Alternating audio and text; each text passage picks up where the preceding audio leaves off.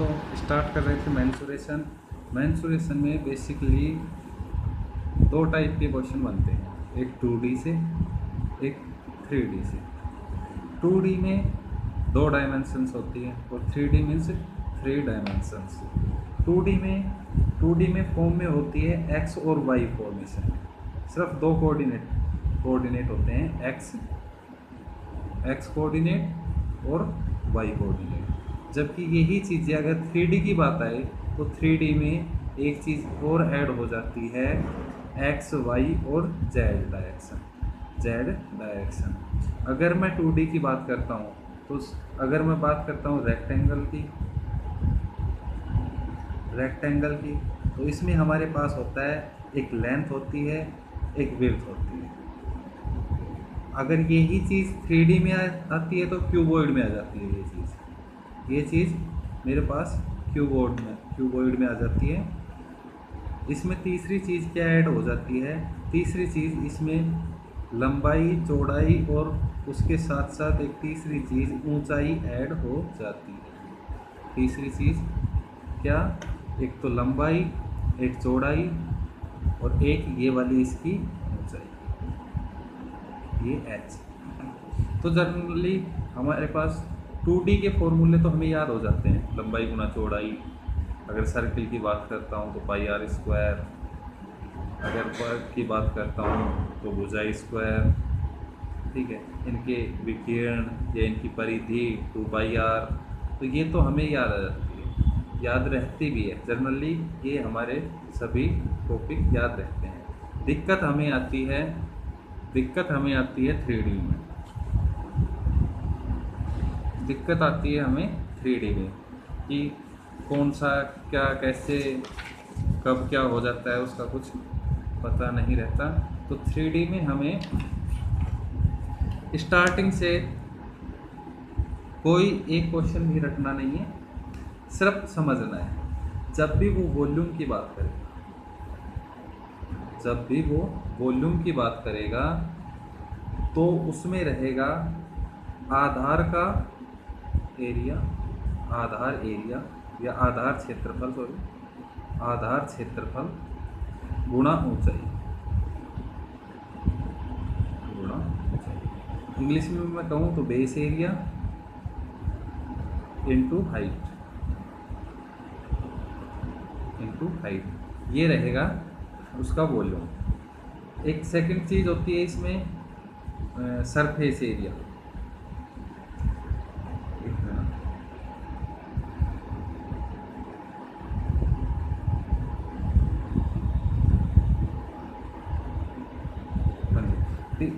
दूसरा होता है surface area,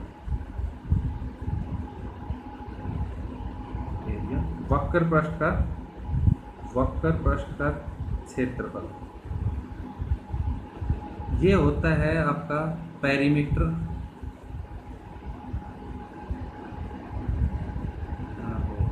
perimeter into height. Perimeter परिमाप इंटू ऊंचाई। एक होता है टोटल सरफेस एरिया, संपूर्ण वक्र पृष्ठ का क्षेत्रफल।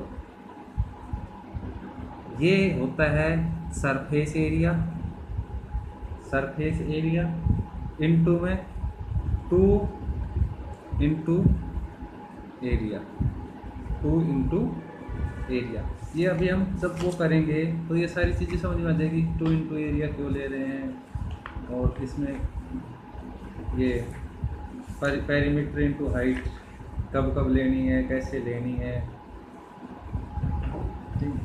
तो ये होता है इसमें, यहाँ पे 2 इंटू एरिया किसका? आधार का एरिया, वही बेस एरिया, वही 2 इंटू बेस एरिया, ठीक है, 2 इंटू बेस एरिया।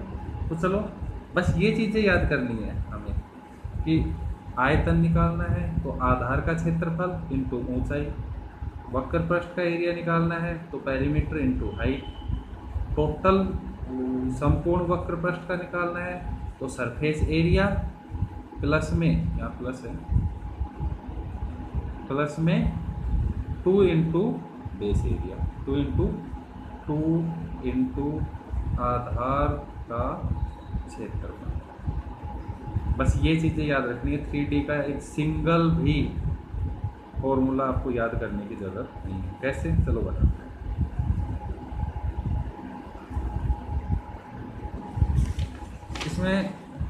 इसमें पहला डायग्राम जो हमारे पास आता है, पहला जो आता है हमारे पास, वो आता है सबसे पहले क्यूबॉइड। सबसे पहले हमारे पास आता है क्यूबॉइड घनाभ।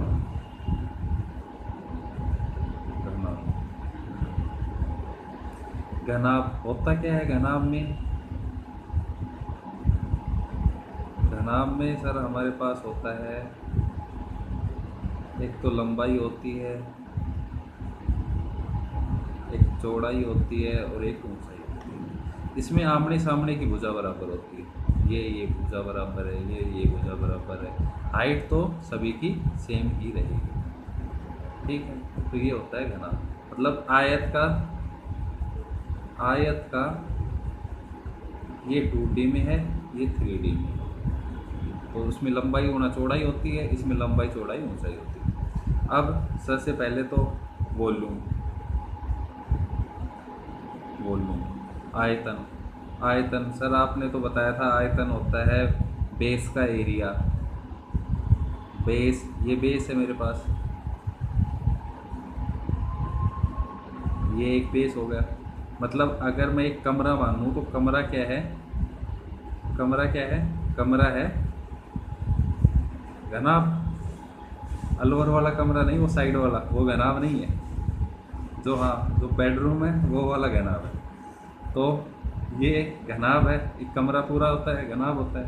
तो अगर मैं फर्श की बात करूं, फर्श क्या है मेरा? आधार है। फर्श मेरा आधार है। तो आधार का एरिया, आधार तो जी 2D है, तो आधार का क्षेत्रफल क्या होगा? लंबाई गुणा चौड़ाई। अच्छा जी, ये जो लंबाई गुणा चौड़ाई ले लो, ये L है, ये B है। और आपने बोला आधार का एरिया गुणा में ऊंचाई H, तो बस ये ही आयतन हो गया इसमें, और क्या है। अच्छा जी, दूसरा आपने बताया था जी सरफेस एरिया, वक्र पृष्ठ का क्षेत्रफल। वक्र पृष्ठ का बताया था जी परिमाप मतलब बेस का परिमाप, पेरीमीटर नहीं, सॉरी, परिमाप पूरा। परिमाप तो परिमाप होता है, पेरीमीटर बेस ही था।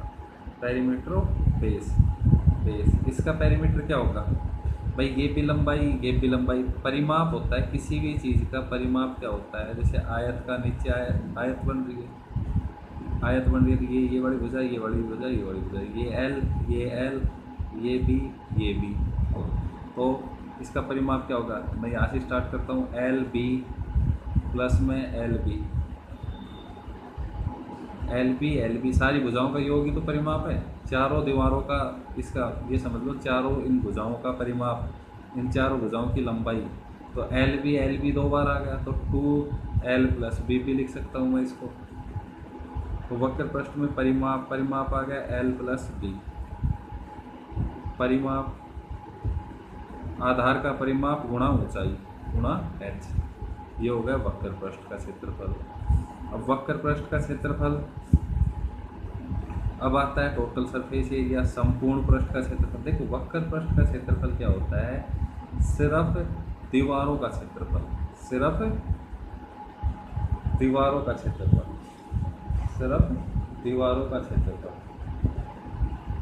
ठीक है जी।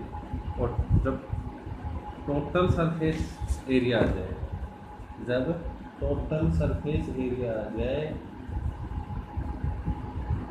वक्र पृष्ठ होता है मेरे पास चारों दीवारों का क्षेत्रफल।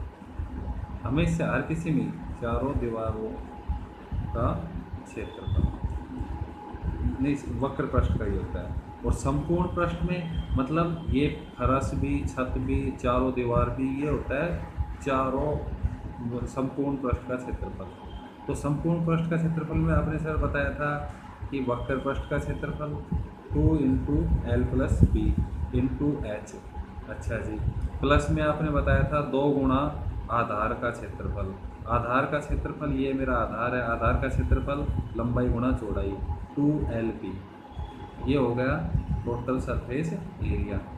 अच्छा जी, अब आप कहोगे कि सर ये वाला फॉर्मूला तो हमने नहीं पढ़ा। हमने तो टोटल सरफेस एरिया का फॉर्मूला पढ़ रखा है 2 × LB BH और LH। ये तो आप गलत बता रहे हो। ये तो ये ही है भाई। अगर मैं इसको खोल लूँगा तो इधर 2 से गुणा होगा, इधर H से गुणा होगा।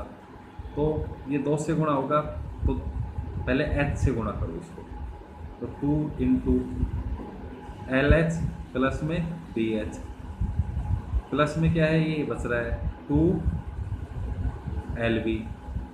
अब इसको खोल दो, 2LH 2BH प्लस में 2LB, 2 कॉमन ले लो, 2 कॉमन ले लिया तो क्या बच गया मेरे पास में, 2 कॉमन ले लिया तो यहाँ से LB बच गया, यहाँ से BH बच गया और यहाँ से LH बच गया। तो कोई वो नहीं है कि ये अलग है ये अलग है, इससे निकाल देना, कोई दिक्कत नहीं। तो ये हो गया घनाभ का, जिसको घनाभ बोलते हैं कि घनाभ का।